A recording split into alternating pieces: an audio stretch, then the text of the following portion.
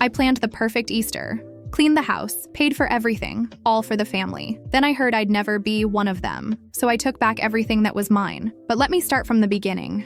I was the silent brain behind everything that worked in my house. Light burned out, I fixed it. Internet down, I solved it. Plumbing issue, done before anyone noticed. My name is Harper, and I was a kind of invisible assistant to my family. I was always there, fixing what broke, organizing what fell into chaos, keeping the peace when everyone seemed ready to explode. But nobody ever thanked me. In fact, they barely seemed to notice I existed until the day I stopped. That's when everything collapsed. And the strangest part, they blamed me. Now I'm watching everything I built crumble to ruins. And part of me doesn't even know if I want to stop it, because maybe they deserve it. You only understand the value of a piece when it disappears. Growing up as the daughter from my father's first marriage was never easy. I lost my mother when I was just 7 years old. The memories I have of her are fragmented. The smell of her perfume, the sound of her laughter, the way she'd brush my hair before bed. After she passed, it was just Dad and me for 3 years. Those were difficult times, but we had each other. Then Denise came into our lives. I was 10 when they got married. I remember standing at their wedding in an uncomfortable flower girl dress, watching my father commit to his new beginning while I was still mourning what I'd lost. Denise was never openly cruel. That would have been easier to fight against. Instead, she operated with a subtle coldness that was impossible to prove to anyone else, especially my father. Within 2 years, Ryan was born. And 2 years after that came Ellie. Suddenly, I wasn't just adjusting to a stepmother who treated me like an unwanted houseguest.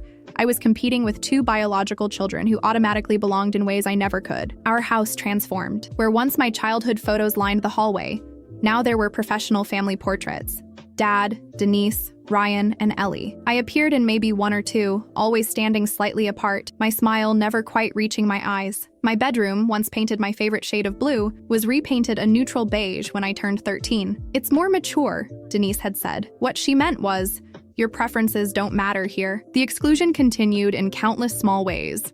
Family vacations where my activities were an afterthought. Birthday celebrations where my cake was always store-bought while Ryan and Ellie got elaborate homemade creations. Holiday traditions that somehow never included anything from my life with Mom. When I'd mention something we used to do, the silence would be deafening until someone changed the subject. I tried everything to belong. In high school, I became the perfect student, thinking academic achievements might finally make my father proud enough to stand up for me. I got straight A's, joined clubs, won competitions, but at dinner, the conversation always centered around Ryan's football games or Ellie's dance recitals. My acceptance to a prestigious college was acknowledged with a brief, "That's nice, Harper," while Ryan's middle school science fair participation got a celebration dinner. During college, I studied computer science and engineering. I had a natural talent for technology, and it gave me something I desperately craved: control. Computers made sense.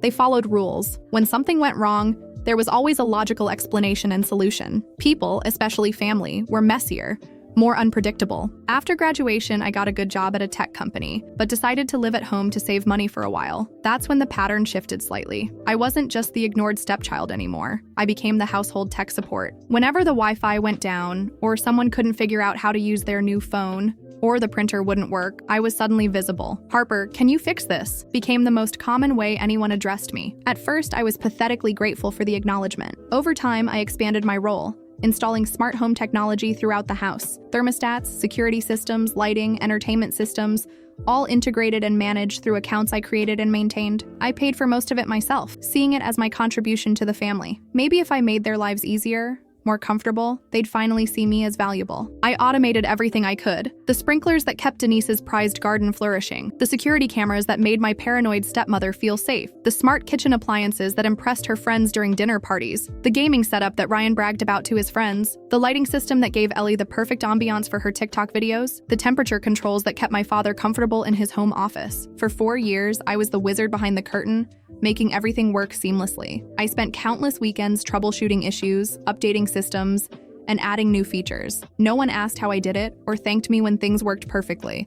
They only noticed when something, rarely, went wrong. Then came this year's Easter celebration. Denise decided we should host the extended family.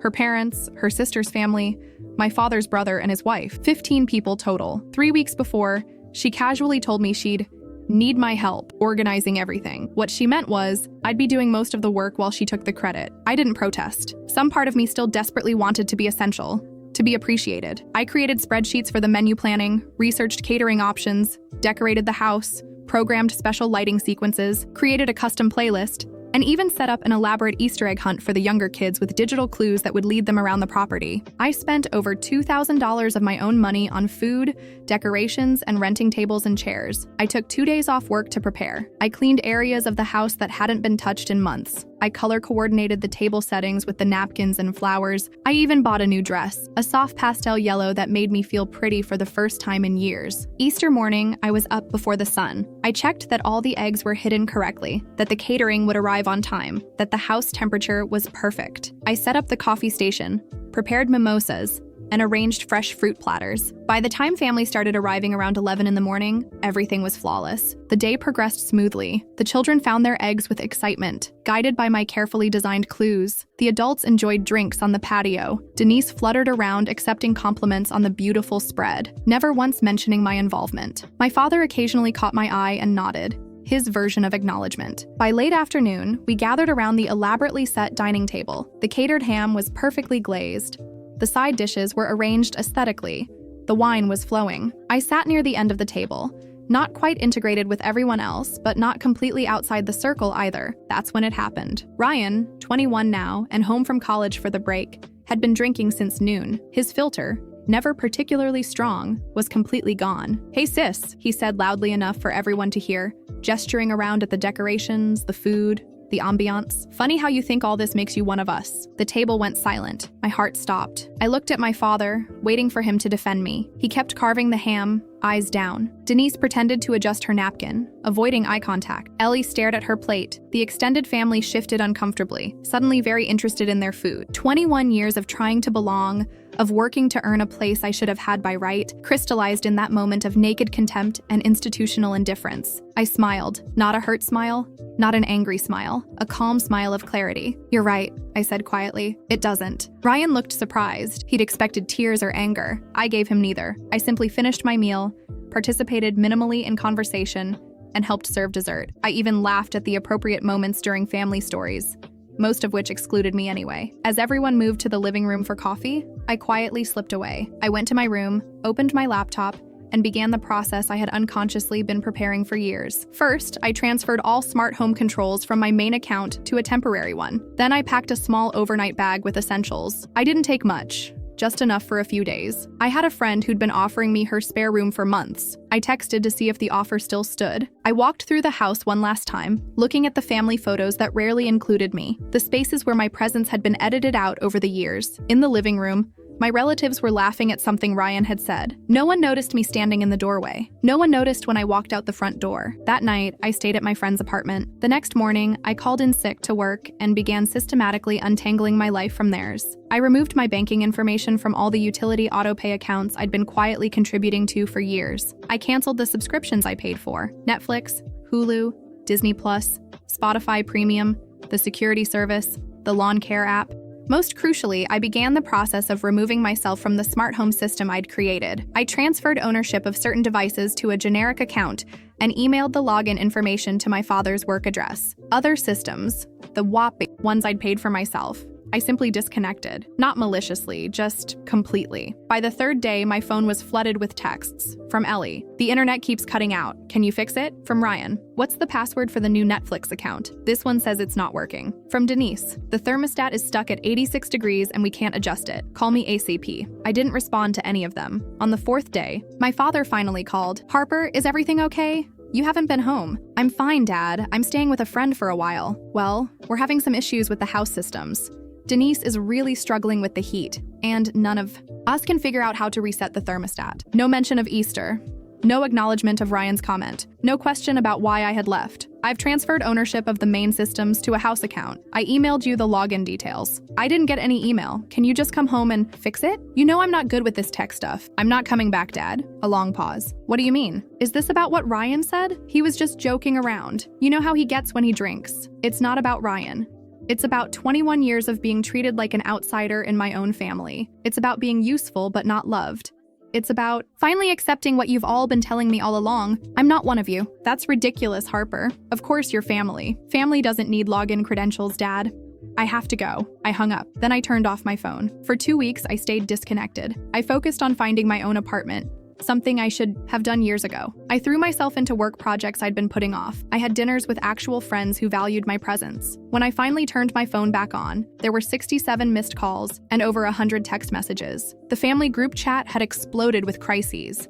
The security system had locked everyone out for 6 hours after too many incorrect password attempts. The sprinkler system had malfunctioned, flooding part of the backyard. The refrigerator had somehow switched to vacation mode and spoiled $200 worth of groceries. The smart TV was stuck on a foreign language channel. The lights in several rooms were turning on and off randomly throughout the night. What they didn't understand was that I hadn't sabotaged anything. I had simply removed myself from the equation. Without my constant maintenance and troubleshooting, the complex system I'd built was falling apart on its own. It was a perfect metaphor for my role in the family. A month after Easter, I was settled in my new apartment across town. I had signed a year-long lease, bought furniture I actually liked, and painted the walls a shade of blue that reminded me of my childhood bedroom. For the first time in years, I felt at peace. That's when my father showed up at my door. He looked older, tired. The confident man who had always seemed so self-assured was gone, replaced by someone uncertain and apologetic. "Can I come in?" he asked.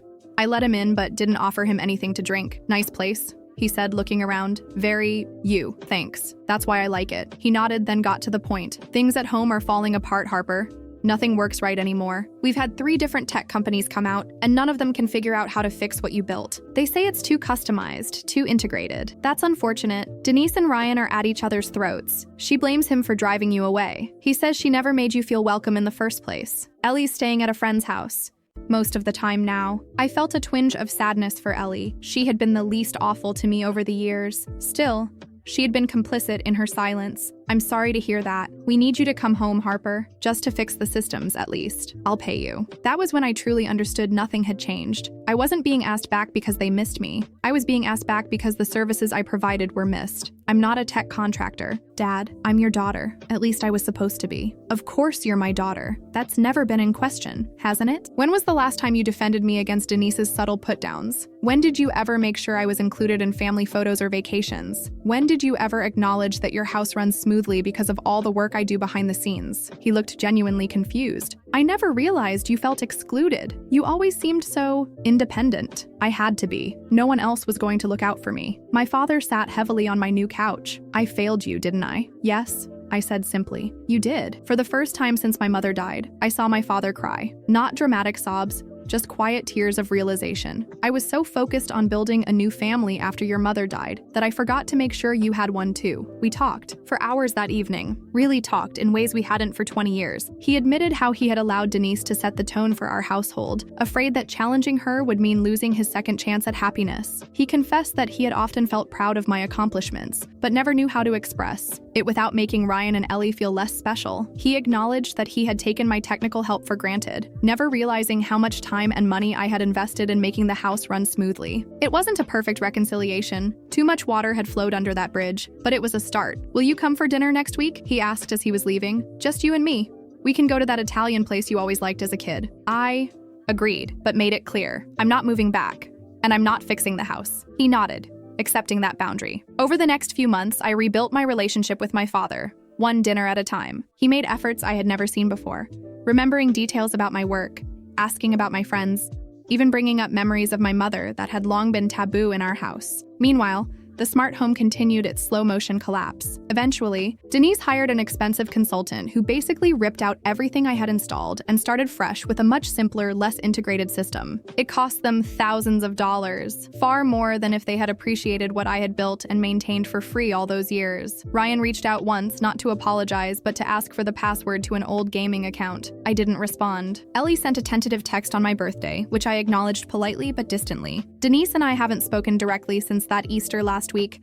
My father mentioned they're considering selling the house. "Too many bad memories," he said. "Too many systems that never quite work right anymore." I nodded, understanding the metaphor. Some relationships, like some smart homes, are too broken to fix once the person holding them together walks away. What surprised me most in the aftermath wasn't the technical chaos.